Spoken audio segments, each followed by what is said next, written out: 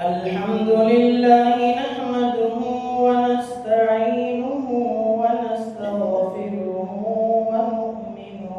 ونؤمن به ونتوكل عليه ونعوذ بالله من شرور أنفسنا ومن سيئات أعمالنا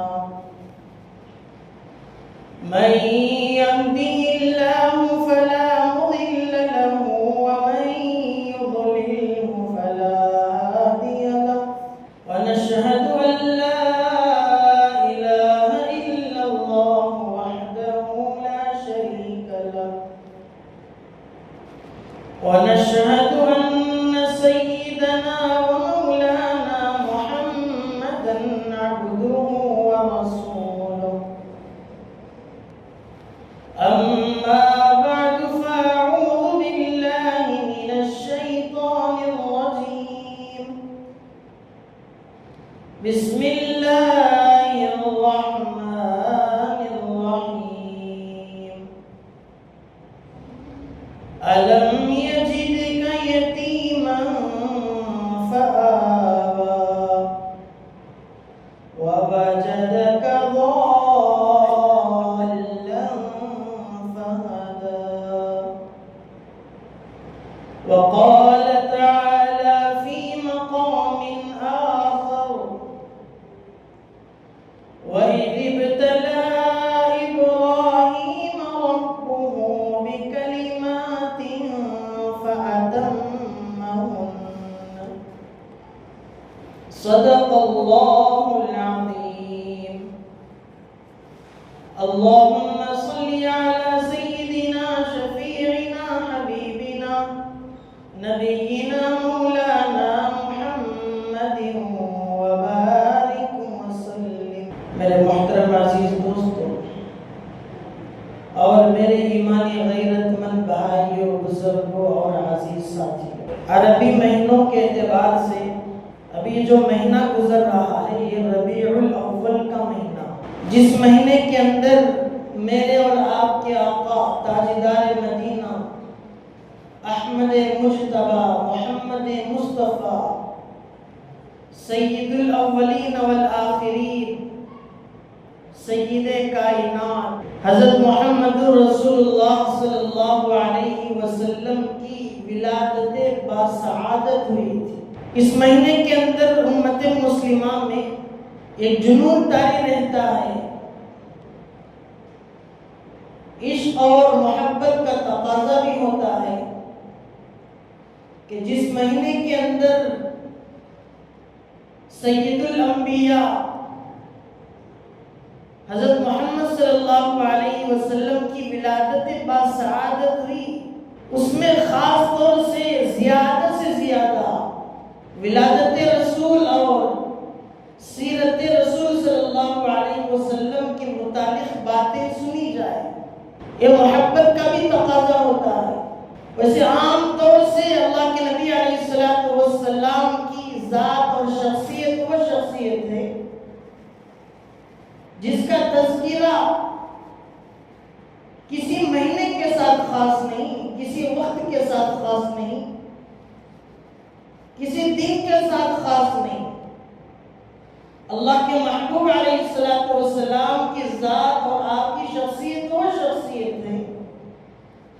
اللہ تبارک و تعالیٰ نے بھی بیشتر مقامات پر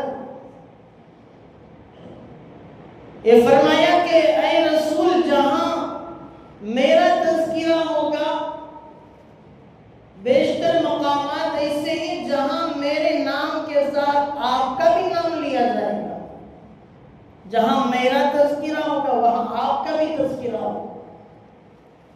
مثال کے طور پر لا الہ الا اللہ، اللہ کا نام ہے، اللہ کا تذکرہ ہے، اللہ کی تعریف ہے، اللہ تبارک و تعالیٰ کی وحدانیت کا تذکرہ ہے۔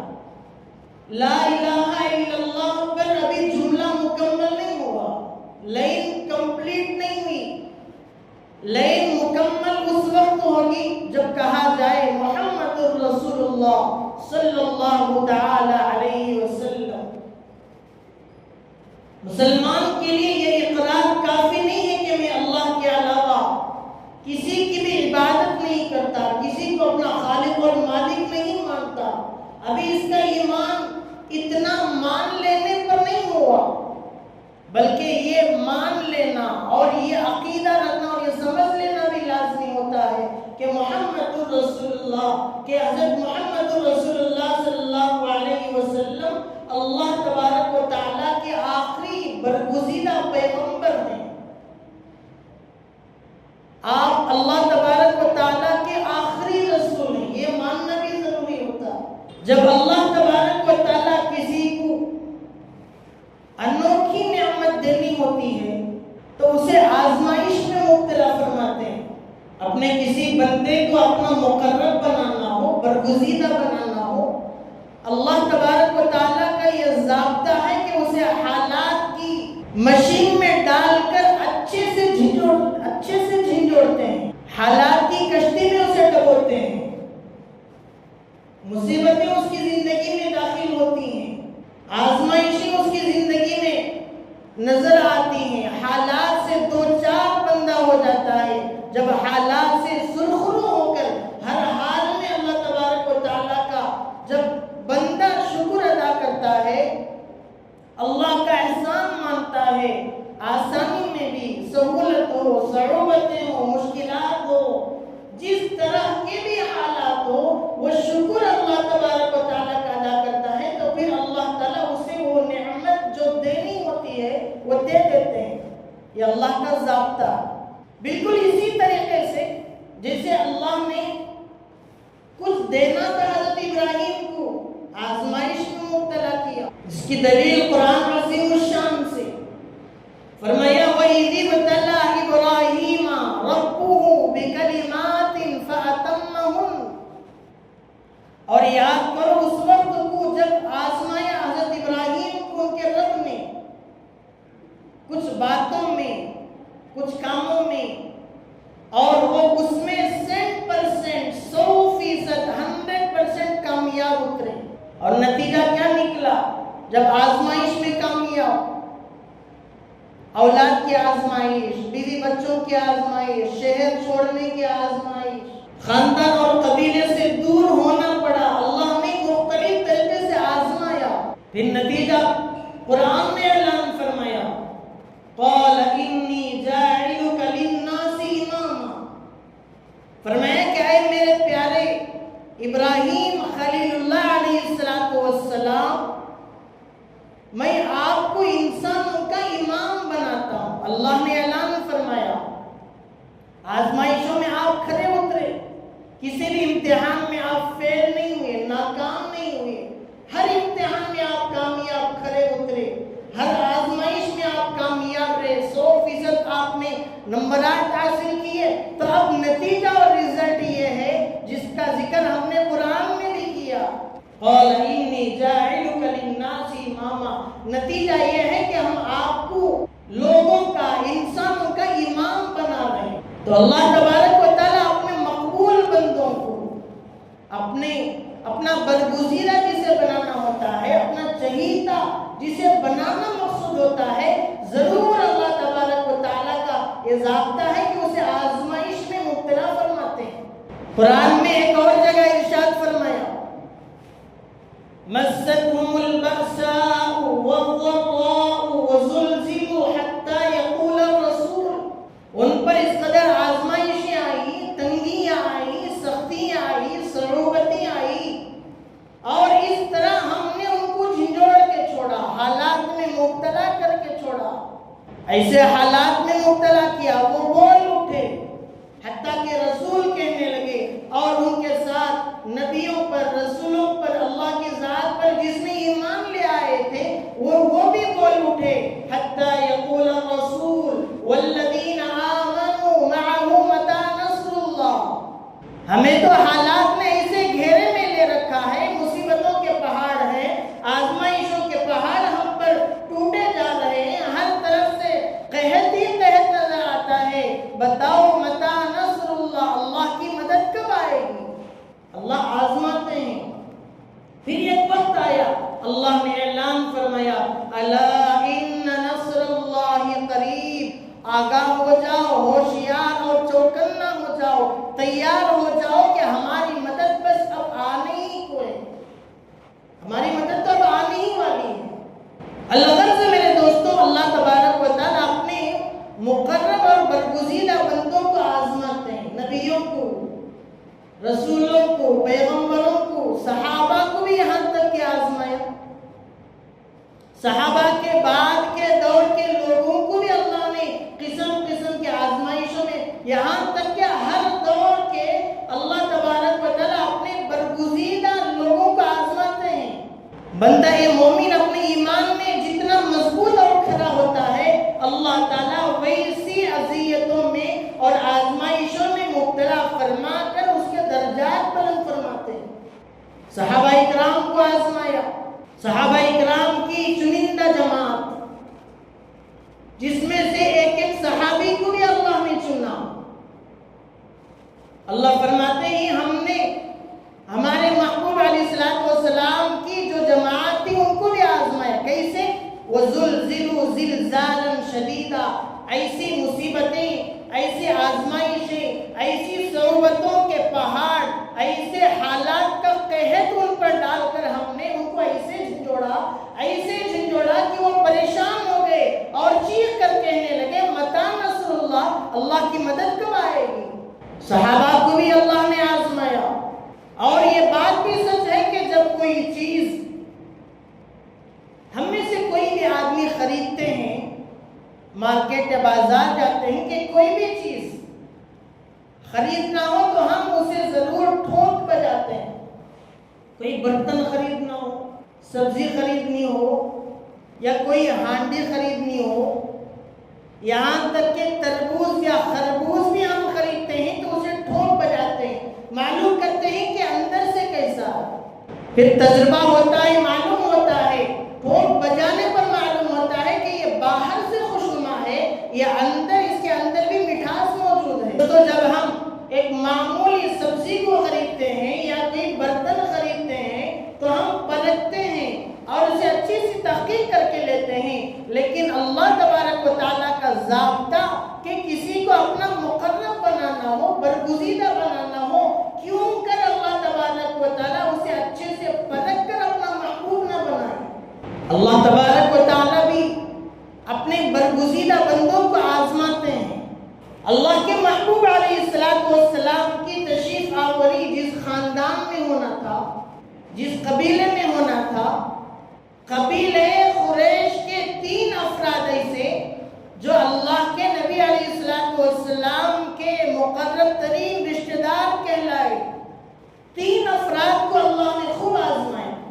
ایک حضرت سیدنا عبد المطلب، ان کی قسمت میں اللہ تبارک و تعالیٰ نے مقدر میں یہ لکھا تھا کہ یہ نبی آخر الزمان حضرت سیدنا محمد رسول اللہ صلی اللہ علیہ وسلم کے دادا بنے، ان کی سعادت میں یہ تھا۔ ان کو بھی اللہ نے آزمایا۔ فرماتے ہیں کہ جب یہ پیدا ہوئے تو پیدائشی طور پر ان کے سر کے بال سفید تھے، کچھ بال سفید تھے یا اکثر بال سفید تھے۔ ان کے سر کے بال سفید ہیں، اسی وجہ سے ان کا نام شیبہ رکھا گیا۔ شیبہ کے معنی جس کے بال سفید ہوں، یا کوئی آدمی جس کے سر کے بال زیادہ سفید ہوں اسے کہا جا سکتا ہے کہ فلاں شخص ہے جو شیبہ، جن کے بال سفید ہیں، اسی مناسبت سے نام شیبہ رکھا گیا۔ اور فرماتے ہیں کہ عبد المطلب بہت زیادہ حسین خوبصورت تھے۔ اللہ نے اس طرح سے بھی انہیں آزمایا کہ کچھ وقت ان کی پیدائش کا ہو کر گزرا تھا کہ ان کے والد وفات پا گئے۔ ان کی والدہ نے ان کی تربیت فرمائی۔ جب یہ نوجوانی کی عمر کو پہنچے تو مکہ مکرمہ میں ایک آدمی آیا جو حارثی نام سے مشہور تھا۔ اس نے کچھ نوجوانوں کو دیکھا کہ وہ بڑے ماہر تیر اندازی کر رہے ہیں۔ تیر اندازوں میں سے ایک شخص کو، ایک نوجوان کو اس آدمی نے دیکھا کہ بڑا ماہر تیر انداز ہے، جہاں کو نشانہ لگانا ہوتا بالکل فٹ تیر اندازی کرتا۔ اس نوجوان کو اس حارث نے بلا کر کہا کہ آپ کون ہیں؟ کہا کہ میرا نام شیبہ ہے۔ حارث نام کے شخص نے کہا کہ آپ تو بڑے ماہر تیر انداز ہیں. فرمایا کہ میں قبیلے قریش کا فرزند ہوں، میرا نشانہ تو بالکل فٹ بیٹھتا. یہ جملہ کہا تو یہ چوکنا ہو گیا. اور اس حارثی شخص کا تعلق قبیلے قریش کے بڑے افراد کے ساتھ تھا کہ بات چیت میل جول اس کا تھا. پھر یہ مکہ مکرمہ سے اپنے گھر جانے لگا تو وہاں جا کر واپسی پر ان کے ایک چچا تھے جن کا نام یعنی شیبہ، جو آگے چل کر اللہ کے نبی علیہ السلام کے دادا کہلائے عبد المطلب، ان کے ایک چچا تھے، ان کا نام عبد المطلب تھا.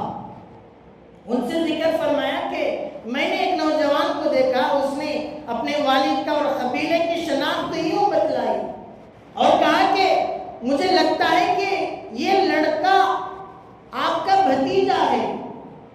میری خواہش ہے کہ بڑا ماہر نوجوان ہے، تیر انداز ہے، میں چاہتا ہوں کہ یہ آپ کی سرپرستی میں رہے، آپ ان کی پرورش کریں. اور ان کی والدہ سے بات کی کہ اس نوجوان کو میرے حوالے کرو، اس کی میں تربیت کروں گا، اس کی تعلیم کا انتظام میں کروں گا. والدہ کو اچھے سے سمجھایا. اس کے بعد والدہ نے کہا کہ ٹھیک ہے، آپ اپنے پاس رکھیں، اس کی تربیت کا اچھے سے خیال رکھیں.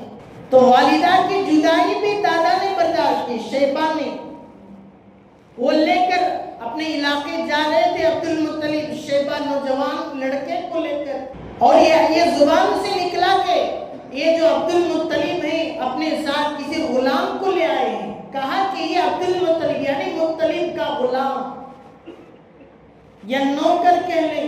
ان کے کانوں میں یہ آواز پہنچی کہ یہ عبد المطلب کے غلام ہیں. تو چنانچہ وہ جو لڑکا تھا جو اللہ کے نبی علیہ السلام کا دادا ہونا جن کی قسمت میں لکھا تھا، ان کا نام شیبہ جو تھا وہ حذف ہو گیا، عبد المطلب ہی لوگ انہیں پکارنے لگے. تو یہ اللہ کے نبی علیہ السلام کے دادا ہونا ان کی سعادت میں لکھا تھا. اور انہوں نے یتیمی کے دن بھی گزارے، حالات بھی جھیلے، مصیبتوں سے بھی دوچار ہوئے، آزمائشوں کے بھی شکار ہوئے، مشقتوں کے بھی دن دیکھے. پھر انہوں نے خواب میں دیکھا کہ اللہ تبارک و تعالیٰ نے یہ خواب دکھلایا کہ فلاں جگہ میں زمزم کا کنواں ہے، اگر آپ وہاں کھدائی کریں گے تو زمزم نکل آئے گا. چنانچہ انہوں نے کھدائی کی، کافی وقت لگ گیا، کافی دن، کافی عرصہ گزر گیا.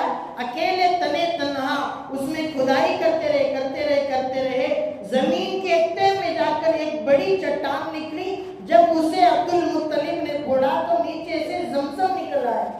جب یہ کارنامہ ان سے ظاہر ہوا تو لوگوں نے ان کو کعبۃ اللہ کا متولی بنا دیا کہ آپ کعبۃ اللہ کے صدر ہوں گے، ذمہ دار ہوں گے آپ. اس طرح سے بھی اللہ تبارک و تعالیٰ نے ان کو آزمایا، مصیبتوں سے گرفتار کروایا، حالات میں مبتلا کیا. لیکن یہ حالات سے بالکل متاثر نہ ہوئے. جیسے جیسے حالات اللہ کی طرف سے آتے یہ برداشت کرتے جاتے. میرے دوستو، آج ہم یہ سمجھتے ہیں کہ ذرا سے حالات ہم پر آتے ہیں تو ہم ڈگمگا جاتے ہیں. ذرا مصیبت آتی ہے تو ہم سمجھتے ہیں کہ ہم اللہ سے دور ہو گئے، اللہ تعالیٰ ہم سے ناراض ہیں.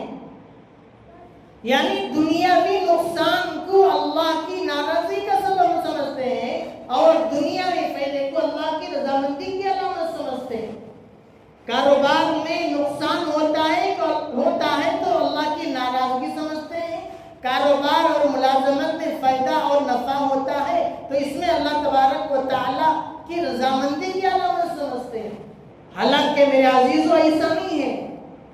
جو آدمی اللہ کی رضا پر راضی رہا، حالات جیسے بھی آئیں، عبادتوں پر جمع رہا، عقائد درست رہے، اعمال درست رہے، زبان میں سچائی رہی، اچھے اخلاق سے پیش آتا رہا، اچھی خوبیوں کے ساتھ، اچھے بہترین کیریکٹر اور کردار کے ساتھ جو آدمی زندگی گزارتا ہے، اللہ کے احکامات پر جمنے کے باوجود جب اللہ کی طرف سے آزمائشیں آ جائیں اور یہ ڈٹ جائے، اللہ کی طرف سے آزمائشیں آنے کے بعد جو آدمی مضبوطی کے ساتھ جمع رہے، یہ بھی اللہ کی رضامندی کی علامت ہے. جب حالات سے آدمی ڈگمگا جائے، اعمال کی پرواہ نہیں، نمازوں کا اہتمام نہیں، زبان میں سچائی نہیں، اچھے اخلاق مزاج میں نہیں، بد اخلاقی اور بدتمیزی والا مزاج ہے، مسجد سے نمازوں سے دور ہے، اللہ کے نبی علیہ السلام کے اخلاق زندگی میں نہیں ہے، اللہ کے نبی علیہ السلام کی ذات پر درود شریف پڑھنے کا، آقا صلی اللہ علیہ وسلم کو ہدیہ تحفے تحائف بھیجنے کا کوئی جذبہ ہمارا نہیں ہے، تو میرے دوستو ہمارے اندر کاروبار میں، ملازمت میں فائدہ ہونے کے باوجود یہ جو اللہ کے نبی علیہ السلام اور اللہ کی مرضیات سے جو ہماری دوری ہے، یہ اللہ تبارک و تعالیٰ کی ناراضگی کی علامت ہے۔ دین پر آدمی جم جائے، شریعت پر ڈٹ جائے، یہ کامیاب آدمی ہے۔ دین سے دوری ہے، یہ ناکامی کی علامت ہے۔ ایک تو اللہ تبارک و تعالیٰ نے حضرت عبد المطلب کو آزمائش میں ڈالا، دوسرا اللہ کے نبی علیہ السلام کے والد بننا جس کی قسمت میں تھا، اللہ نے ان کو بھی آزمایا۔ حضرت عبد المطلب نے جب ان کے لڑکے مسلسل کئی لڑکے ہو رہے تھے تو انہوں نے ایک منت مانی کہ اگر اللہ تعالیٰ مجھے 10 لڑکے دیں گے تو ایک لڑکے کو اللہ کے نام پر قربان کروں گا۔ اللہ کی شان کے ان کے 10 لڑکے ہو گئے۔ اب وقت آیا کہ وہ منت اور وہ جو انہوں نے عزم کیا تھا، قسم کھائی تھی کہ اللہ کے نام پر قربان کروں گا، اس قسم کو پورا کرنے کا جب وقت آیا تو قرآن اندازی کی گئی کہ 10 لڑکوں میں سے میں اللہ کے نام پر کسے قربان کروں؟ تو کئی مرتبہ کی قرآن اندازی سے جس کا نام آیا وہ عبد المطلب کے اولاد میں سب سے شہید اور سب سے خوبصورت حضرت عبداللہ کا نام آتا ہے۔ جب ان کو قربان کرنے کے لیے جا رہے تھے تو لوگوں نے کہا کہ عبد المطلب کیا ہے، شریف آدمی ہو کر ایسے کام کرتے ہو، بچے کے بجائے لڑکے کو ذبح کرنے کے بجائے آپ یہ قرآ لگاؤ کہ لڑکے کو ذبح کریں یا اونٹوں کو ذبح کریں۔ عبد المطلب نے پھر قرآن اندازی کی کہ عبداللہ کو ذبح کرنا ہے یا ان کے مقابلے میں قرآن اندازی ہوگی کہ 10 اونٹ، نکلتا نام عبداللہ کا، عبداللہ کو قربان کریں، 20 اونٹ عبداللہ کا نام، 30 اونٹ یا عبداللہ کا نام، یہاں تک کہ 100 اونٹ اور عبداللہ کس کو ذبح کرنا ہے تو اس آخر مرتبہ میں 100 اونٹوں کا نام نکلا، تو اس کے بعد عبداللہ کو چھوڑ کر آپ نے 100 اونٹوں کی قربانی اللہ کے نام پر ذبح کر دی۔ اس طرح سے بھی حضرت عبداللہ پر آزمائشیں آئی۔ اللہ کے نبی علیہ السلام ایک مرتبہ راستے سے گزر رہے تھے تو ایک آدمی نے کہا، یا ابن الذبیحین، اے 2 ذبح ہونے والے کے لڑکے۔ اللہ کے نبی نے کہا، ہاں نعم انا ابن الذبیحین، میں 2 ذبح ہونے والوں کی اولاد میں سے ہوں۔ ایک ذبح ہونے والے حضرت ابراہیم کی اولاد حضرت اسماعیل جو ذبح ہونے والے تھے، دوسرے حضرت عبداللہ جو قربان ہونے والے تھے۔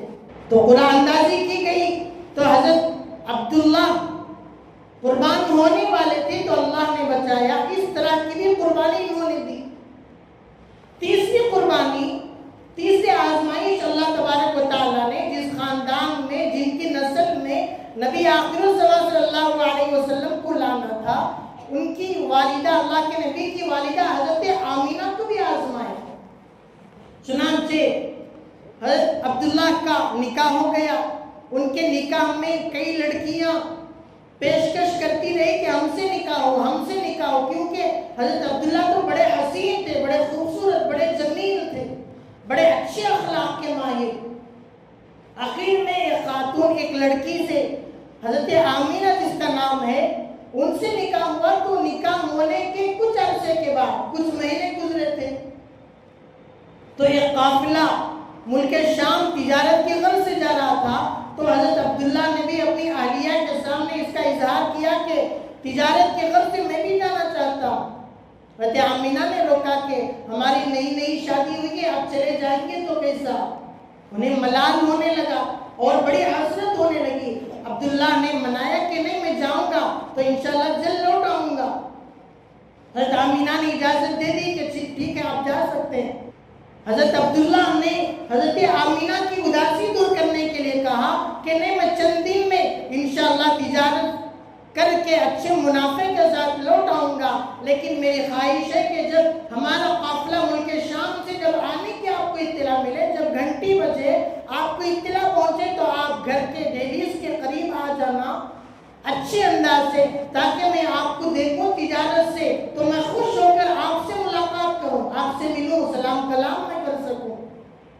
قافلہ تو چلا گیا، جب قافلہ واپس ہونے کی باری آئی تو ملک شام سے نکلا، جب مکہ المکرمہ آنا تھا تو نہ آ سکا، مدینہ المنورہ کے قریب میں حضرت عبداللہ سخت بخار ہوا، سخت بیمار ہونے کی وجہ سے اتنا شدید بخار اور بیماری کے مزید سفر کرنا دشوار ہو گیا، تو حضرت عبداللہ وہیں حضرت آمینہ کے والدین کے گھر میں آپ کے سسرال میں آپ رک گئے۔ یہاں آمینہ انتظار کر رہی کہ میرے شوہر نہیں آئے، بعد میں معلوم ہوا کہ فلاں عذر کی وجہ سے وہ مدینہ منورہ رک گئے ہیں۔ یہ مکہ المکرمہ سے اپنے قریبی رشتہ داروں کو لے کر مدینہ منورہ اپنے شوہر حضرت عبداللہ کے ہاں جانا چاہ رہی تھی، وہ یہاں سے رشتہ داروں کو لے کر نکلی، مدینہ منورہ کے قریب پہنچی تھی کہ اطلاع پہنچی کہ حضرت عبداللہ انتقال کر گئے۔ تو اس طرح سے بھی اللہ تعالیٰ نے اللہ کے نبی علیہ السلام کے قریبی لوگوں کو آزمائش میں مبتلا کیا۔ فرماتے ہیں کہ حضرت عبداللہ کا جب انتقال ہوا تو ان کی عمر 18 برس۔ اندازہ لگائے کہ حضرت آمینہ جو اللہ کے نبی علیہ السلام کی والدہ بننا تھا تو ان کی کیا عمر ہوگی؟ اللہ نے ایسے ان کو آزمائش میں مبتلا کیا۔ تو کئی فاقے گزارے، حضرت عبداللہ کے انتقال کے کچھ وقت کے بعد ان کو محسوس ہوا کہ میں حمل سے ہوں۔ فرماتی ہیں کہ میں نے حمل کے دوران میں کئی علامتیں محسوس کی جو عام طور سے دیکھنے کو نہیں ملتی۔ فرمایا کہ جب میں حمل سے تھی تو مجھے زیادہ بوجھ نظر نہیں آتا تھا کہ میرے اندر کوئی لڑکا یا لڑکی ہے یا میں حاملہ ہوں، مجھے بوجھ محسوس نہیں ہوتا۔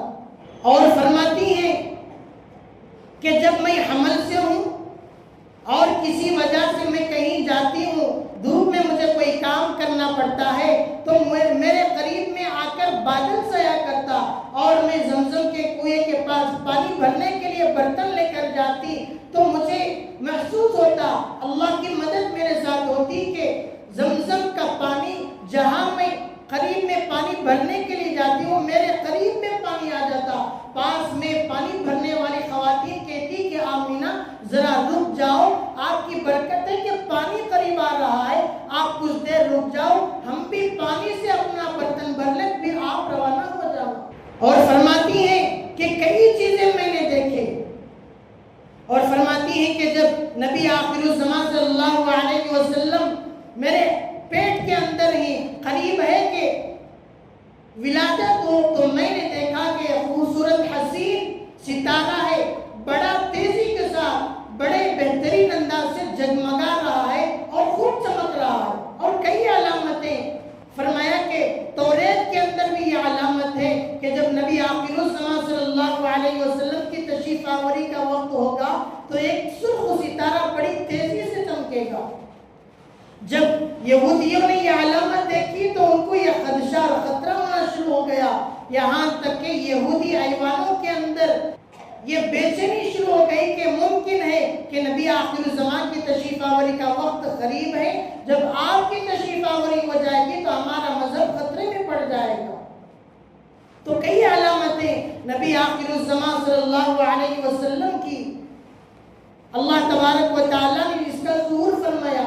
اور ایک علامت یہ ہے کہ بی بی آمینہ فرماتی ہیں کہ جب نبی آخر الزمان صلی اللہ علیہ وسلم دنیا میں تشریف لے آ گئے، ولادت ہونے کے بعد جب میں یا کوئی اور خاتون حضرت محمد رسول اللہ کوئی چھوٹا سا معصوم سا بچہ، چاند سا حسین جمیل خوبصورت سا بچہ اسے لٹانے کے لیے زمین پر نیچے لٹانے کے لیے جا رہی تھی تو مفسرین سیرت نگار فرماتے ہیں کہ اللہ تبارک و تعالیٰ نے اللہ کے نبی علیہ السلام سے ایک ایسی شکل کا سجدہ کروایا، ایک ایسے عمل کا اظہار فرمایا جس سے معلوم ہوتا ہے کہ اللہ کے نبی علیہ السلام پیدا ہوتے ہی اللہ کے لیے سجدہ کیا ہے۔